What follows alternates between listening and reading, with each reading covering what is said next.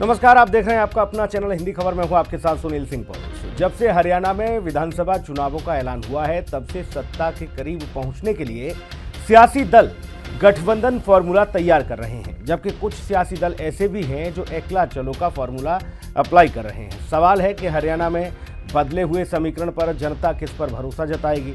4 तस्वीरें अब आपको दिखाते हैं। ये 4 तस्वीरें आप देखिए, क्योंकि हरियाणा में पहली बार आजाद समाज पार्टी और जेजेपी के बीच गठबंधन हो गया, तो वहीं दूसरी तरफ आईएनएलडी और बीएसपी ने करीब 6 साल बाद एक बार फिर से हाथ मिला लिया। दिल्ली और पंजाब में सरकार बनाने वाली आम आदमी पार्टी अब हरियाणा में भी सरकार बनाने के लिए सियासी जंग मैदान में उतर गई है, जबकि सत्ताधारी पार्टी भारतीय जनता पार्टी और कांग्रेस आमने सामने की टक्कर में दिखाई दे रहे हैं। सवाल यह है कि जनता के मन में आखिर है क्या नए समीकरण के साथ उतरने वाली पार्टियों पर जनता भरोसा करेगी या फिर एकला चलो के फॉर्मूले पर चल रही पार्टियों में से किसी एक को मौका देगी।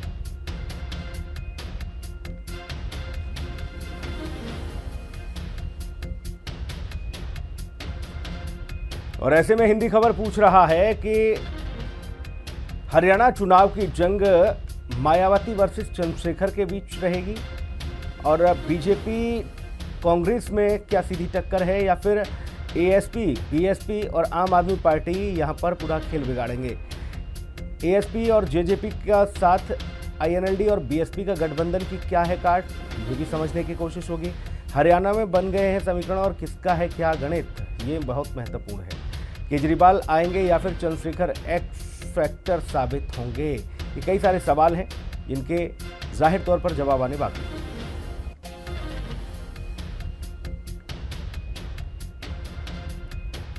For me, as a ally partner, BSP से ज़्यादा आज़ाद समाज party would be a better ally. Chandrasekhar Azad. Yes, he is young. He works in the field. He has a good team. मैंने एक चीज़ देखी है, जो काशीराम जी में करिश्मा था ना, कि जाके बैठ जाना, जेल जाने या तो चले जाना, वो है। मायावती जी में तो अब वो करिश्मा भी नहीं है। अब आप गठबंधन पहले भी रहे हैं, हमारी कार्यशैली और हमने जो काम किया हमारे लीडर्स ने, उसके आधार पे हमें भरोसा है कि हमें जन समर्थन ज्यादा मिलेगा।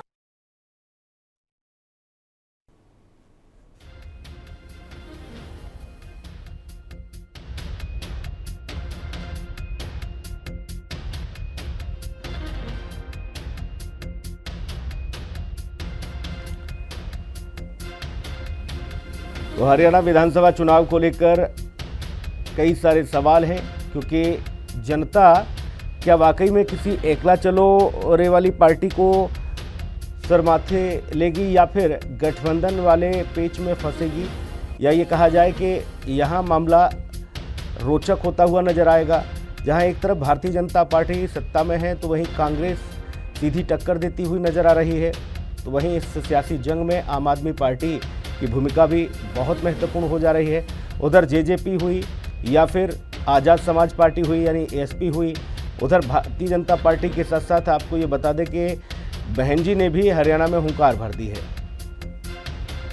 तो बीएसपी भी मैदान में है, आज़ाद समाज पार्टी भी मैदान में है, आम आदमी पार्टी भी इस सियासी दंगल में है, तो वहीं भारतीय जनता पार्टी और कांग्रेस आमने सामने टक्कर पर है।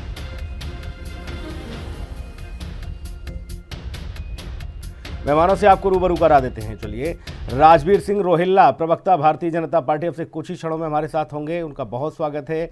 वेद प्रकाश विद्रोही, प्रवक्ता कांग्रेस, कुछ ही देर में हमारे साथ जुड़ेंगे, उनका बहुत स्वागत। और संजय पांचाल, नेता आईएनएलडी, हमारे साथ अब से कुछ ही देर में होंगे, उनका भी बहुत स्वागत है। शैलजा भाटिया, प्रवक्ता जेजेपी, हमारे साथ मौजूद हैं। शैलजा जी, बहुत स्वागत आपका। शैलजा जी, आम आदमी पार्टी भी मैदान में है पूरी तरह से, बहुजन समाज पार्टी भी है, उधर सत्ताधारी भाजपा और मुख्य विपक्षी के तौर पर कांग्रेस, इन सब के बीच क्या आपका गठबंधन, आपको लगता है कि इस बार हरियाणा की जनता का दिल जीत लेगा? नमस्कार जी, आपको और आपके से भी दर्शक हैं तो नमस्कार जी।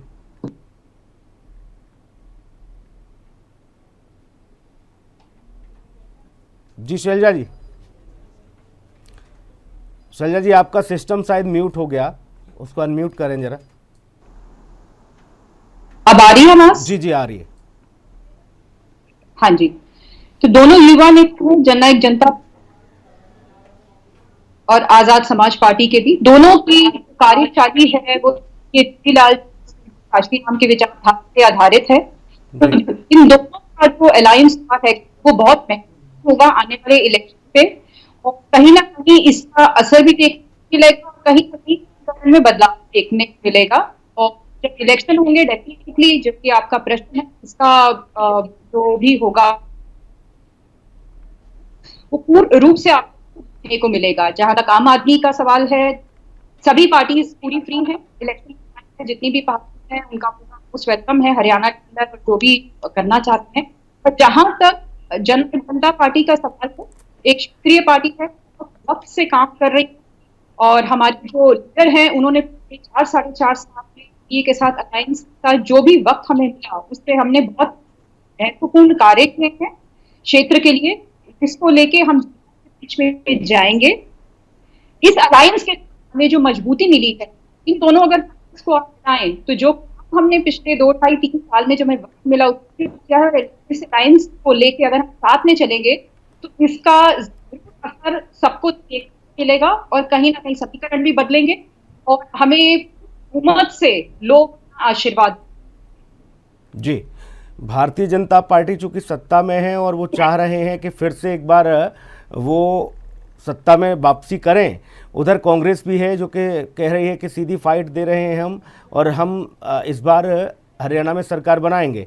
आप लोग भी मैदान में हैं। मैं ये समझने की कोशिश करूंगा शैलजा जी, क्या ये माना जाए कि पिछली मर्तबा आपने भारतीय जनता पार्टी के साथ सरकार में आप थीं, कुछ समय पहले आप रहीं, उसके बाद आप अलग हुए, लेकिन इस बार अगर ऐसी समीकरण बनते हैं तो क्या फिर से भाजपा के साथ जाने पर रणनीति बनेगी, विचार होगा? देखिए, भाजपा पर के साथ जाने की रणनीति के बारे में हमारे जो पार्टी के लीडर हैं आदरणीय श्री दुष्यंत चौटाला कई बार मीडिया भी क्लियर कर चुके हैं कि हम के साथ पोस्ट अलायंस नहीं करेंगे। चीज उन्होंने खुद भी मीडिया पे बोली, तो ये चीज बहुत क्लियर है कि पोस्ट जो इलेक्शन अलायंस है भाजपा के साथ हम नहीं करेंगे इस बार, क्योंकि इसका जो पिछले 4 साल में हमने क्षेत्र के कोविड होने के बावजूद जो भी हमें वक्त जिसमें हमने कार्य, चाहे वो फार्मर्स के लिए किए, फूड के लिए किए, एम्प्लॉयमेंट के लिए किए, कहीं ना कहीं हमें एनडीए के साथ अलायंस करने उसका हर्जाना भरना है जी। इसीलिए हम लोग बहुत क्लियर है, पार्टी नेतृत्व जो है बहुत क्लियर है कि पोस्ट अलायंस अगर भाजपा एनडीए के साथ हम नहीं जाएंगे और हम मैदान में उतर रहे हैं, यही लोगों को कह रहे हैं अपनी पूर्ण बहुमत से अपना आशीर्वाद, अपना वोट दीजिए, जिससे ठीक है। और भी कई सारे सवाल हैं जहन में शैलजा जी, मैं आपसे पूछूंगा, आऊंगा आपके पास। बाकी मेहमानों से भी रूबरू करा देते हैं। बाकी मेहमान भी हमारे साथ जुड़ गए हैं। वेद प्रकाश विद्रोही जी हमारे साथ कांग्रेस के प्रवक्ता मौजूद हैं। विद्रोही सर, बहुत स्वागत आपका। धन्यवाद। और संजय पांचाल जी हमारे साथ इंडियन नेशनल INLD से हैं, लोकदल से।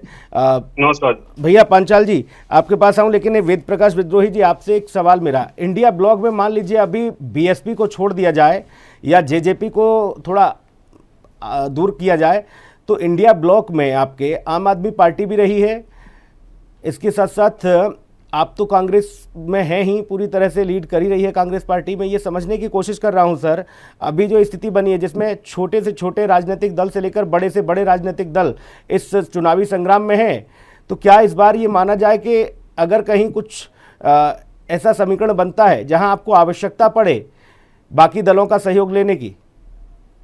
देखिए सुनील जी, हमें ऐसा कोई लगता नहीं है। वर्तमान परिस्थितियां जो हमें दिख रही है, भाजपा और कांग्रेस में सीधा मुकाबला है और कांग्रेस भाजपा से कहीं आगे है। जजपा और ASP का जो गठबंधन हुआ है, इसका हरियाणा में ASP को तो कोई जानता ही नहीं कौन है चंद्रशेखर आजाद, केवल ये चर्चा में मीडिया तक सीमित है। और जजपा का आधार खत्म हो चुका है। वो उन्होंने खुद पिछली बार भी यही कहा था कि हम भाजपा के साथ गठबंधन नहीं करेंगे, पर जन भावना के विपरीत जाकर उन्होंने गठबंधन कर खुद ही उन्होंने अपनी राजनीतिक स्थिति को कमजोर कर लिया। इस चुनाव में तो कम से कम जनता उन पर विश्वास नहीं करेगी। आगे क्या होगा मैं जानता नहीं। और जहां तक आईएलडी और बीएसपी का है, बीएसपी का आधार अपनी जहां से बनकर आई है उत्तर प्रदेश में ही खत्म हो चुका है, और हरियाणा में कई बार बीएसपी ने चुनाव लड़कर देख लिया, कहीं भी 2-3% से ज्यादा वोट उनको कभी नहीं मिली। काशीराम जी भी थे, मायावती चरम पर भी थी, और आईएलडी का भी कोई आधार नहीं है, जिसने एक निर्दलीय उम्मीदवारों की हैसियत रहती है। इन दोनों दलों की हमारी नजरों में यही स्थिति है, और भविष्य में हमें कोई ऐसी संभावना नजर नहीं आती, किसी से जाना या सहयोग लेना पड़ेगा। और हमें यह भी विश्वास है, अगर मान लो ऐसी स्थिति बनी भी, तो आईएलडी और जेजेपी चाहे कुछ भी दावे करें, इनका विगत इतिहास गवाह है, ये भाजपा के साथ जाएंगे, हमारे साथ तो आएंगे नहीं, क्योंकि राज्यसभा चुनाव में भी उन्हीं के साथ थे। तो कहना जनता को बरगलाने के लिए और भाजपा के साथ रहकर जो इनको नुकसान हुआ है, दिल्ली पंजाब में आपको बैकफुट पर धकेलने वाली आम आदमी पार्टी लोकसभा में आपके साथ में थी, इस बार हरियाणा में पूरी मैदान में वो ताल ठोक रहे हैं, तो क्या ये माना जाए कि इस बार यहां पर वो सीधे तौर पर प्रभाव डालेंगे कांग्रेस के वोट बैंक पर? देखिए, हरियाणा में आप पार्टी का कोई प्रभाव नहीं है। लोकसभा चुनाव के ठीक 6 महीने पहले आदमपुर में चुनाव हुआ था, उनको 2883 वोट मिले थे, अपने दम पर लड़े थे। अब क्योंकि ये केवल हरियाणा में हमने गठबंधन किया था चंडीगढ़ के कारण, उन्होंने कहा था कि चंडीगढ़ में हम आपको समर्थन कर देंगे, आप हरियाणा में हमको एक सीट दे दो। तो हमने, मैं मानता हूं चंडीगढ़ की सीट टफ थी, और आपके पास गठबंधन करने से वो हमारे पाले में आ गई, तो हमें कोई फर्क नहीं पड़ने वाला था कि भाई अगर हम हिसार कुरुक्षेत्र इनको दे देते तो चंडीगढ़ हमको मिल जाएगी। हम तो अपने गोल में सफल हो गए, पर दुर्भाग्य से आप पार्टी सफल नहीं हो पाई। तो हरियाणा में उनका कोई जनाधार नहीं है, यानी आपकी सीधी टक्कर भारतीय जनता पार्टी से। हाँ, भारतीय जनता पार्टी। ठीक है, हमारी संजय पांचाल जी आपके पास आ रहा हूं भैया। वो कह रहे हैं कि आईएनएलडी का बिल्कुल वजूद खत्म हो चुका है, बीएसपी के साथ आप गए हैं गठबंधन में, वो कह रहे हैं जहां से वो पार्टी जन्मी वहां उसका आधार नहीं, हरियाणा में क्या कर लोगे भाई? पहले तो मैं विकास जी को बताना चाहूंगा कि साहब इस चीज को ना पूछें कि हम हरियाणा में 5 बार सीएम रहे।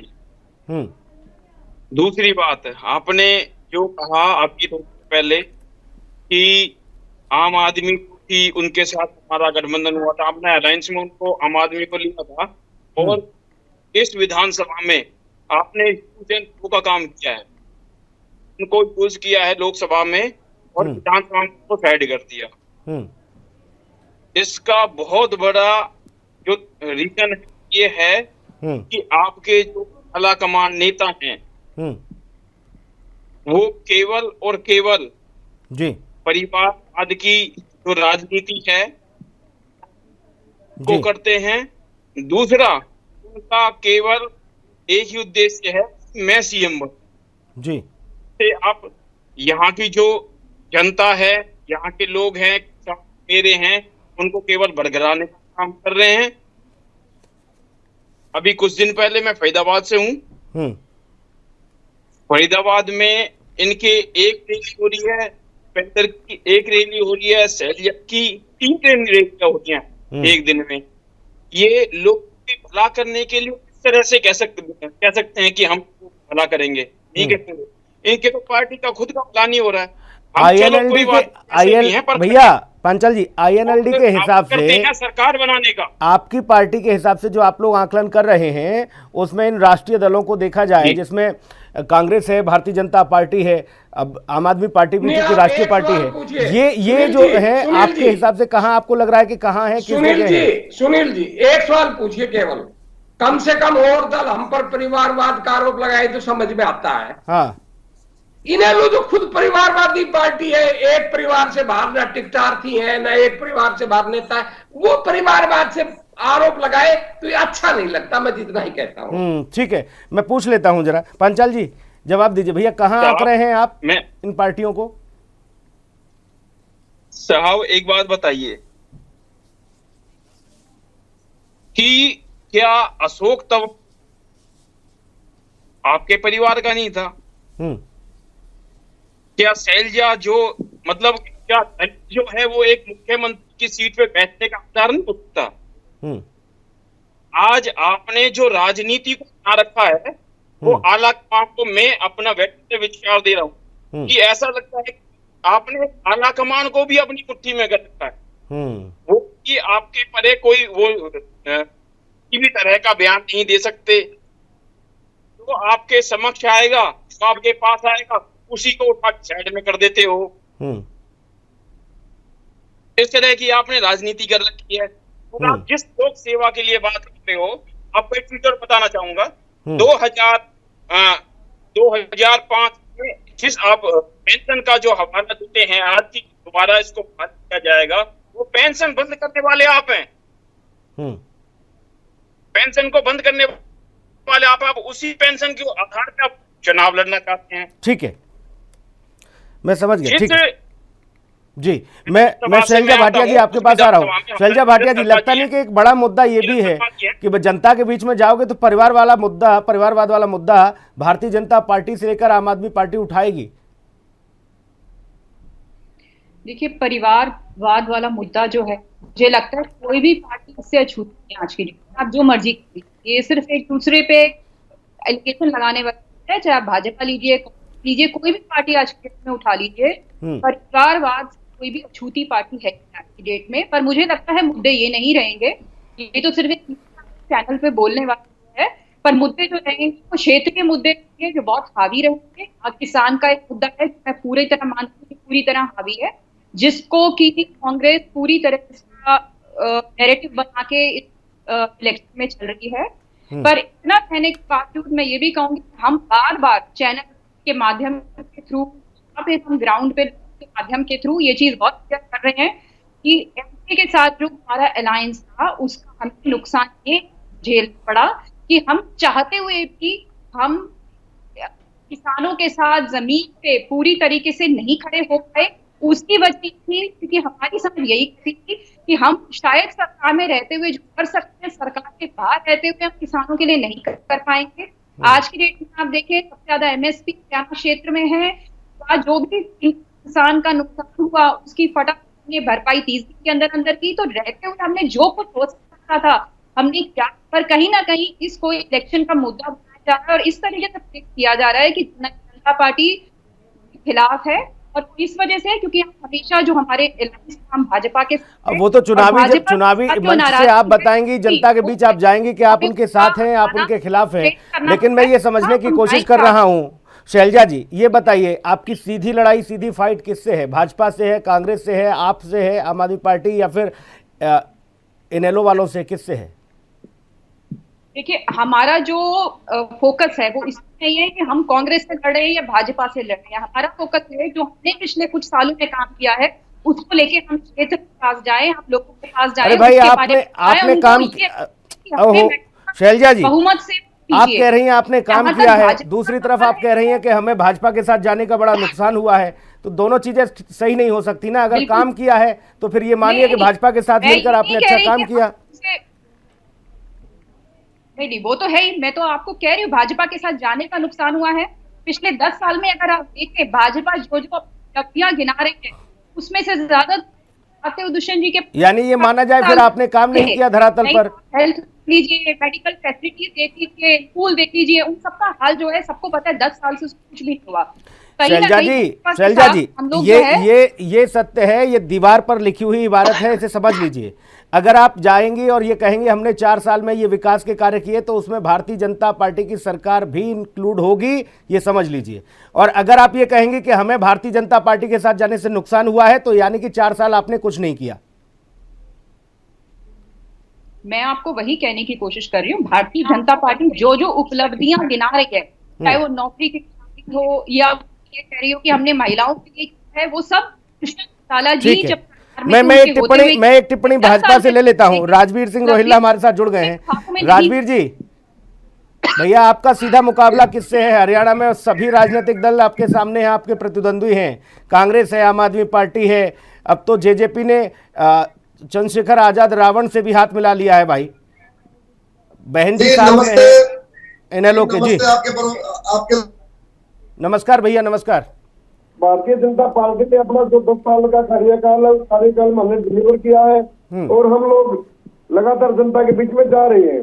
ठीक है ना, हमारा कोई मुकाबला नहीं, लेकिन अगर लोकतंत्र है, पार्टी वाइज हमारा कोई मुकाबला अगर हम मानते हैं तो हमारा कांग्रेस से मुकाबला है, क्योंकि कांग्रेस को पिछले लोकसभा चुनाव में 5 सीटें मिली थी। ठीक है ना, तो जो ये जसपा या इनेलो ये तो जीरो के साथ जीरो, इनका कोई महत्व नहीं है, क्योंकि ये लोग ना इधर के ना उधर के, इनका कोई व्यवस्था है ही नहीं इनकी। ठीक है ना, अब मैं इनके प्रवक्ता को सुन रहा था, ये क्या बोल रहे थे, खुद कन्फ्यूज है कि भाई इन्होंने लाइन कौन सी लेनी है। इनके जो बड़े नेता वो जनता में जाके माफी मांग रहे हैं, ये लोग यहाँ डिफेंड कर रही है, तो ये कोई मुझे नहीं लगता भाई इनका कोई लाइन है इनकी कोई। ठीक है ना, क्योंकि जनता में आपने क्लियर हिसाब से जाना पड़ेगा। हम जनता में 2 साल के अपने काम का आधार प्रचार है, अपने नेताओं के आधार प्रचार है, लेकिन ये लोग तो कहते हैं हम 4 साल हमने काम किया, कौन सा काम किया ये लोग। ठीक है, मैं आ रहा हूं आपके पास। वेद प्रकाश विद्रोही जी, भाजपा भी मान रही है कि सीधा मुकाबला कांग्रेस से ही है, बाकी इन दोनों का कोई वर्चस्व नहीं, और जमीन पर ये दल जो है बहुत ज्यादा सक्रिय भी नहीं, ये कहा जा रहा है। सुनील जी, आज की हरियाणा की राजनीतिक स्थिति यही है, हाँ, जो दीवारों पर साफ लिखी हुई है। हाँ, हर दल को चुनाव लड़ने का अधिकार है जी, और हर दल को अपनी प्रेजेंस दिखाने का, अपनी विस्तार करने का सबको अधिकार है, वो हम उसमें कोई आपत्ति नहीं है। फैसला तो जनता को करना पड़ता है, बिल्कुल। और आपको पता है 50 दिन पहले ही तो जनता ने मैंडेट दिया है। आप सर्वे करते हो, आप 2000 लोगों से पूछ लेते हो, 50,000 लोगों से पूछ लेते हो, और बहुत बड़ा सर्वे करते हो तो 1 लाख लोगों से पूछ लेते हो। अभी तो हरियाणा की 2 करोड़ जनता ने सर्वे किया है, तो जो जनता का सर्वे होता है 50 दिन पहले का, आप उस पर ही तो विश्वास करोगे। 50 दिनों बाद ऐसा कुछ नहीं घटा जिससे 1% वोट लेने वाले मुकाबले में आ जाएंगे, और 46%। विद्रोही जी, एक सेकंड सर, आप भी बखूबी जानते हैं, लंबे अरसे से राजनीति में है, आपको मालूम भी है कि राज्य और केंद्र के विषयों पर जनता का बिल्कुल मिजाज अलग होता है। दिल्ली में आम आदमी पार्टी को राज्य से हिला नहीं पा रहा कोई, लेकिन आप देखिए पूरी की पूरी सीटें भारतीय जनता पार्टी जीतती है। मेरा शब्द ही नहीं सुना पूरा, अगर आप मेरा सुन लेते तो आप क्वेश्चन ही नहीं करते। अच्छा ठीक है, मैं जीत हार की बात ही नहीं कर रहा। मैंने क्या शब्द प्रयोग किया है कि 50 दिन पहले जिन लोगों में मुकाबला था, कोई जीता कोई हारा, मैं उसकी भी चर्चा नहीं कर रहा, मैं सीटों की भी चर्चा नहीं कर रहा। वो विधानसभा चुनाव होंगे, उन्हीं दल में एक दल जीतेगा, एक दल हारेगा जी, और जिस दल ने 1% वोट ली हो, वो छलांग लगाकर भारत के 72 साल के प्रजातांत्रिक इतिहास में आप बता दो, वो नंबर 1 पर आ गया हो। मैं उदाहरण बताता हूं आपको। 2014 के अंदर लोकसभा चुनाव में कांग्रेस को ज्यादा वोट मिले दिल्ली में, 2019 में कांग्रेस को ज्यादा वोट मिले, पर ट्रायंगल फाइट थी बीजेपी के साथ। हुआ क्या जब विधानसभा चुनाव, अब मुझे इतना बता दीजिए सर, मैं दिल्ली में नहीं जा रहा हूँ, मैं इतना समझना चाह रहा हूँ। मेरी बात एक लाइन सुन के मैं बंद कर रहा हूँ, आपका सवाल ही लूंगा जी। हुआ क्या कि जो ट्रायंगल फाइट थी, वो विधानसभा में डायरेक्ट फाइट होकर एक दल पिछड़ गया। ये तो होता है, पर जीरो वाला कभी फाइट में नहीं आता, मैं इतना कह रहा हूँ जी। मुझे इतना भी समझा दीजिए सर, जिन दलों की आप कह रहे हैं कि इनका कोई वजूद नहीं, वर्चस्व नहीं, क्या आपको लगता नहीं कि अगर 1-1, 2-2, 3-3% भी अगर इन्होंने वोट खींचा अपनी ओर, तो ये सीधा नुकसान कांग्रेस का होगा? देखिए, ये मानना भी गलत है कि कांग्रेस को नुकसान होगा। मैं मानता हूं कि कहीं ये लोग कांग्रेस को नुकसान पहुंचाएंगे, कहीं भाजपा को नुकसान पहुंचाएंगे। राजनीति में ये होता है, निर्दलीय जो लड़ते हैं प्रभावशाली, इनकी हैसियत आप निर्दलियों की समझिए। जो प्रभावशाली निर्दलीय होते हैं वो चुनाव भी जीतते हैं, नुकसान भी करते हैं। उसकी भरपाई का कोई अभी से विजन तैयार कर रहे हैं? बात सब तैयार है, हमें मालूम है, हम इतने कंफर्टेबल स्थिति के अंदर है कि हम 50+ सीट फिर भी ले लेंगे। ठीक है, इनके नुकसान के बाद भी हम मिनिमम 50+ सीट ले लेंगे, फिर तो सरकारी बन जाएगी सर आपकी। हाँ, तो संजय पांचाल जी, हम बना लेंगे भाई। 50 सीटें जीत रही है कांग्रेस, वो कह रहे हैं कि आप लोग कितना भी जोर लगा लो भैया एड़ी चोटी का, चाहे आप रावण ले आओ या बहन जी हाथी ले आओ, कुछ भी कर लो, कुछ नहीं होगा। वेद प्रकाश जी भावुक हो गए थोड़े से जी। बात मत किया, मैं फरीदाबाद रहता हूँ, फरीदाबाद में रहता हूँ, यहाँ कभी विधायक आप ही का है। आप अभी जो नेता प्रतिपक्ष रहे हैं और करीब 30 से प्लस आपके विधायक हैं, हाँ, तो कुछ काम ऐसा गिना सकते हैं जिसकी वजह से आप कह रहे हो कि हम सरकार से शामिल हैं, या ऐसे काम गिना तो जिसकी वजह से मैं कहता हूँ कि आप नहीं आओ। ठीक है, वेद प्रकाश जी से पूछना चाहता हूँ मैं। विपक्ष से कोई काम नहीं। भैया वेद प्रकाश जी 10 सेकंड में बता दीजिए, वो कह रहे हैं कि नेता विपक्ष रहते हुए क्या काम किया आपने? सुनील जी, जी पहले तो विपक्ष से कोई काम पूछता ही नहीं, इनका ये सोच ही गलत है कि विपक्ष सर काम पूछे जाते हैं जो सरकार में होता है या विगत सरकारों में आप जब सर कुछ तो अपनी उपलब्धियां गिनाएंगे ना, वैसे थोड़ी नहीं कि हमसे पूछ रही है। आप सुनोगे ही नहीं तो मैं नहीं, आपने मना कर दिया कि हमसे नहीं पूछो भाई। सुनोगे, मैं पूछ लेता हूँ राजवीर जी। बता रहा हूँ, आप सुनने को तैयार नहीं, आपने पहले मना कर दिया सर, अब क्या बताना। राजवीर जी ये बताइए भैया, क्या मूल विषय, क्या मूल मुद्दे 10 सेकंड में जल्दी से आपके लिए चुनावी? फिर सुनिए, नहीं, हमारे लिए विकास चुनाव का मुद्दा रहेगा, जो आगे करने वाले हमारे लिए कोई हमारा बिल्कुल रास्ता बिल्कुल सीधा और सपाट है। जो भारतीय जनता पार्टी ने 10 साल में किया है उसी काम के आधार पर हम आगे की परियोजना बनाएंगे और जनता में जाके अपने वोट मांगेंगे। जी, आपने 10 साल में जो विकास कार्य किए हैं उनको लेकर आप जनता के बीच जाएंगे और बाकी तमाम सारी चीजें। हालांकि चुनावी इस माहौल में हर एक राजनीतिक दल के सामने एक बड़ी मुश्किल ये है कि क्षेत्रीय दलों के साथ साथ राष्ट्रीय दल इस चुनावी मैदान में है। देखना ये होगा कि हरियाणा की जनता आखिर किस पर भरोसा जताएगी और कहीं ऐसा ना हो कि ये मुकाबला त्रिकोणीय हो जाए जिसमें सत्ता की चाबी किसी और हाथ में आ जाए। ये भी बड़ा महत्वपूर्ण होगा। बहुत शुक्रिया सर चर्चा में जुड़ने के लिए, बहुत धन्यवाद। खास कार्यक्रम में इतना ही, नमस्कार।